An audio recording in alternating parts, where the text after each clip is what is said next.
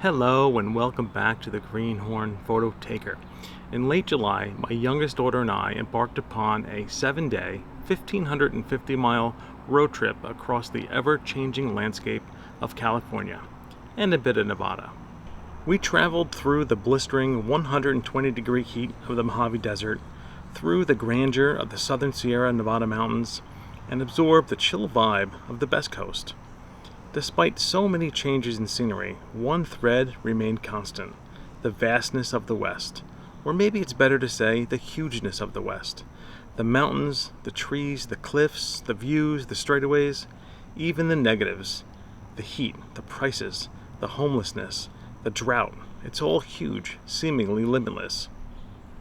What follows is the story of this road trip, but through the lens of the Greenhorn Photo Taker, and not through the eyes of a dad, though I'm sure some of it will sneak through.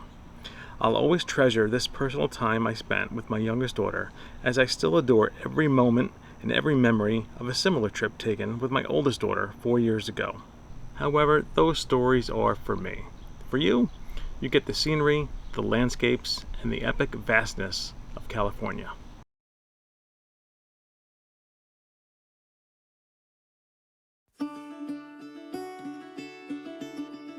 This story begins in the eastern approaches of the Mojave Desert, in the Valley of Fire, about 50 miles east of Las Vegas.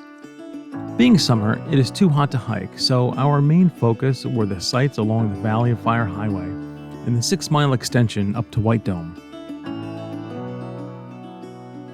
Immediately upon entering the park, the landscape changed, with the vibrant reddish Aztec sandstone standing out against the muted colors of the typical Mojave topography. The first stop was the Beehives, an interesting sandstone formation inside the park boundaries that really helps show the layers of sediment that originally constructed the valley. Walking around, you couldn't help but think this might be what Mars looks like.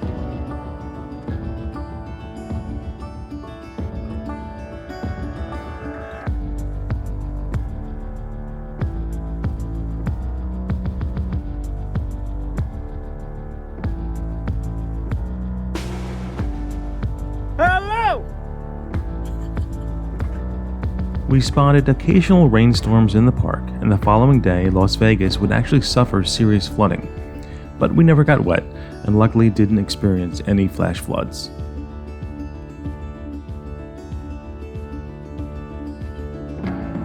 Further into the valley was a side road that led to Atlatl Rock and later Rainbow Vista, the latter of which is home to one of the more iconic scenes in the park, with the black pavement of Mouse's Tank Road against the red layers of sandstone.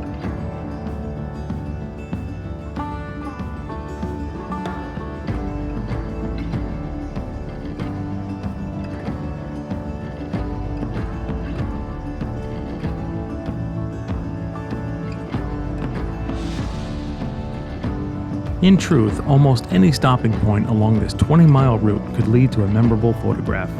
Valley of Fire State Park is a must-see, and I hope to return one day, in the cooler season, to fully explore it.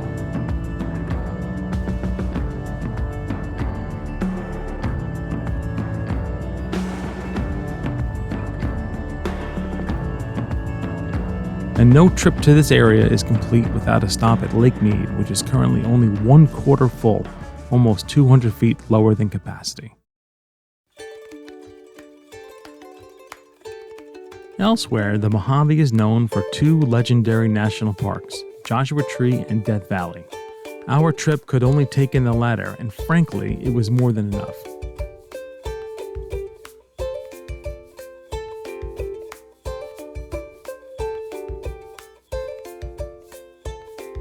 I don't really know how to describe Death Valley. I was here in 2014, and the 104-degree heat, while terrible, wasn't debilitating since it was evening with a relatively low sun angle.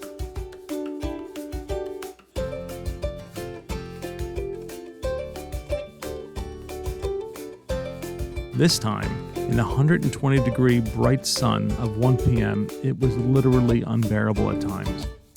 Spending any length of time outside was a chore, and hiking somewhere was a possible death sentence.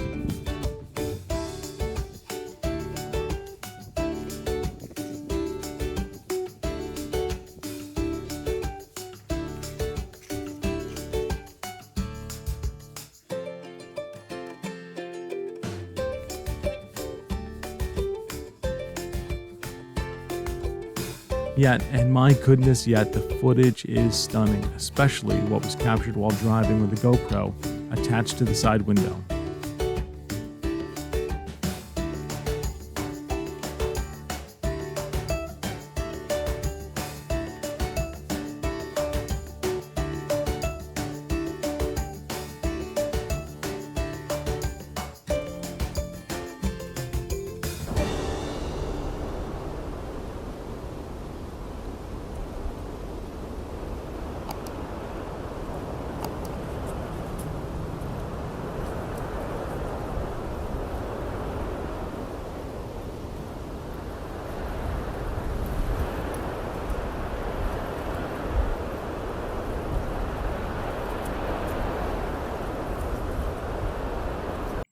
In the moment, one is sizzling, your skin irritated from the dry air, and at times, there is literal 200-degree sand incinerating your feet. Once home, that is all forgotten and I'm ready to go back. It's amazing what your mind chooses to dwell on. In all, we visited Dante's Peak, Zabriskie Point, Artist Palette, Badwater Basin, the Devil's Golf Course, and the Mesquite Flat Sand Dunes.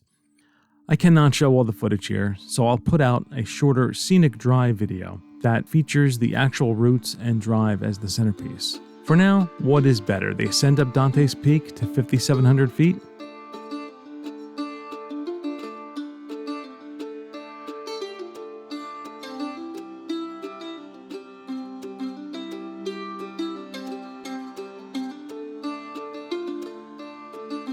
Or maybe it is the long drive to Badwater Basin at 280 feet below sea level.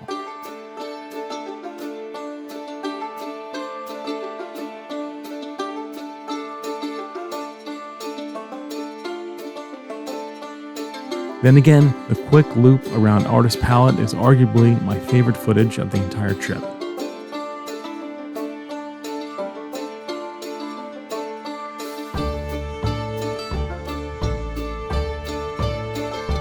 There are lengthy straightaways, tread-wearing curves, dirt road excursions, and the open expanse of an unforgiving valley over 120 miles long. Here are my favorite shots from each location.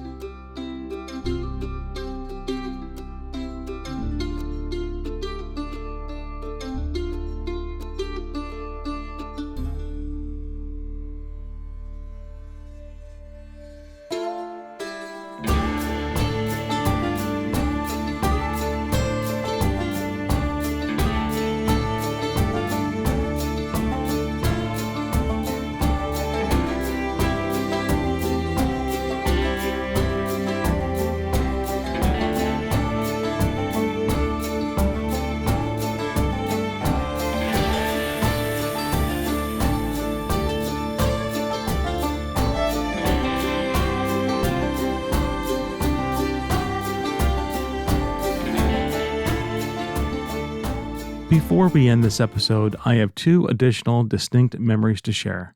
The first is exiting Death Valley via Searles Valley, which turned out to be a mistake and arguably the most dangerous portion of the trip. This is a 40-mile stretch of road more like a no man's land, and with temperatures in the 110s, a potential life and death situation with the wrong turn of events. If, for whatever reason, our car decided to break down, it would have been an interesting thought process on what to do. With no cell service, you are absolutely supposed to stay with your vehicle until help arrives. But when exactly would that be?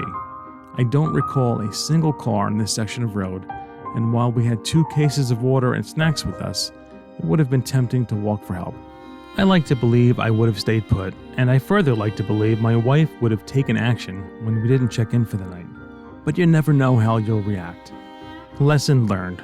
I'd planned to exit via the more populated Route 395, but in the moment I listened to Google with the shorter route. Anyway, the odds of a car malfunction were slim, so there was no real danger, but it served as an interesting thought experiment that my daughter and I talked about for days to come.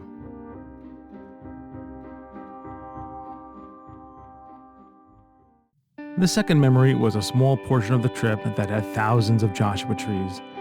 These wondrous plants must love the transition from desert to mountain, and they lined both sides of the road heading up to Kernville.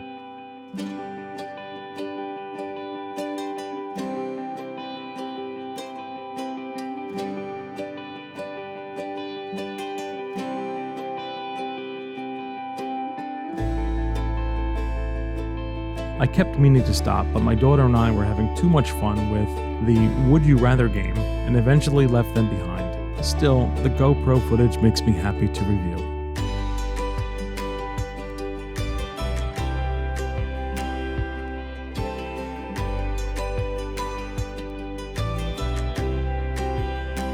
On night 1, we stayed in Pahrump, Nevada, and on night 2, we stayed in Kernville, California. Pahrump was, well, Pahrump, a medium-sized town smack in the middle of the desert, close to the California border. It was flat and full of strip malls. In contrast, Kernville was the best, a small town with a population of 1,400, nestled into the Sierra Nevada foothills with an elevation just shy of 2,700 feet. The food was great, the people and out-of-towners were kind, and I wish we could have stayed longer. Kernville also served as the gateway for the next 2 days, where we headed into the mountains into Sequoia and Kings Canyon National Parks.